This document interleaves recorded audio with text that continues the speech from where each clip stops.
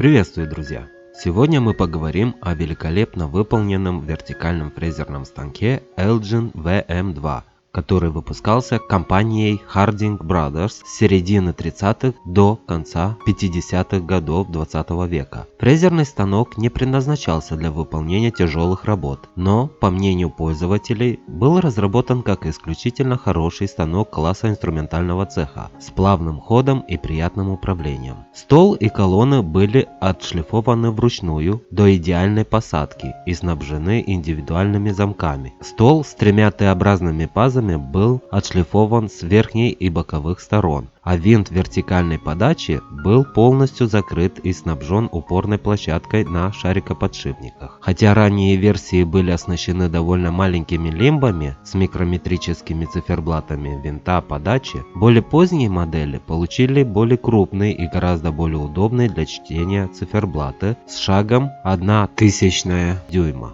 Закаленный и отшлифованный как снаружи, так и внутри шпиндель вращался в пиноле с ограниченным ходом, перемещаемый червячной и колесной передачами. Пиноль перемещалась в специальных герметичных шарикоподшипниках Super Perfect с прецизионным предварительным натягом, а шпиндель из никелевой легированной стали жестко опирался на пару конических роликовых подшипников. Кроме того, была введена еще одна доработка. Пятиступенчатый приводной шкив работал на собственных подшипниках, приводя шпиндель в движение через шпонку. Конструкция, которая избавляла шпиндель от любых деформаций из-за натяжения ремня. Цанги для удержания фрезы были зажимными прямого типа. Несмотря на отсутствие быстрой подачи сверла, вся головка, установленная на конце массивной стальной штанги, проходящей через верхнюю часть основной колонны, могла наклоняться под углом 90 градусов в любую сторону от вертикали. Предусмотрено 5 скоростей: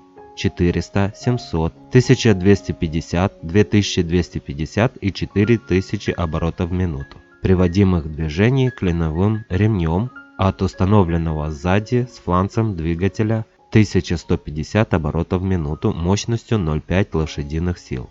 Фрезер можно было установить на собственном столе владельца, а также заказать подставку из ламинированного дерева или сварной стали 1/4 дюйма. Последняя имела очень прочную верхнюю плиту толщиной 3/4 дюйма. Основные размеры станка составляли высоту 33,5 дюйма, ширину 24 дюйма, глубину 22,5 дюйма и весила около 1000 фунтов. Несмотря на такие относительно небольшие размеры, станок оснащался также и автоматической продольной подачей с автоматической остановкой. Крутящий момент передавался на винт стола через специальный телескопический вал с двумя шарнирами на концах с электродвигателя через редуктор с червячным механизмом. Все перемещения осуществлялись через соединение ласточкин хвост. Весьма необычной была форма выдвижной горизонтальной колонны, собственно круглого сечения, однако конструктор постарался по максимуму увеличить жесткость при помощи специального замка и шпонки, которые надежно фиксировали хобот к станине. Для осуществления сверлильных работ у станка на правой боковой поверхности вертикальной фрезерной головки находился рычаг. Еще можно заметить между столом и станиной устройство категории «мелочь, но приятно», которое состоит из вертикально расположенного прутка с регулировочными гайками, выполняющую роль упора вертикального перемещения. Также очень удивило отсутствие маховиков на координатном столе. Можно было списать на то, что в то время многие станки оснащались просто ручками, как здесь. Однако на вертикальной головке есть же маховик подачи пиноли. Как это объяснить, я не знаю. В 1953 году версия с стальной стойкой, укомплектованная двигателем и готовая к работе, продавалась за $1550 США. За дополнительные $220 США можно было приобрести блок питания стола, прецизионные тиски с поворотным основанием за $90, индексирующую головку за $125 и делительные приспособления 41 за 110 фунтов стерлингов. Цанги для шпинделя предлагались по скромной цене $4 за штуку, хотя сегодня их цена выросла до 147. В общем, станок довольно интересный и выглядит очень надежным. Все элементы цельнолитые, а присутствие на всех подачах фиксирующих винтов наводит на мысль, что обработка может быть действительно прецизионной. Ну а вы что об этом думаете?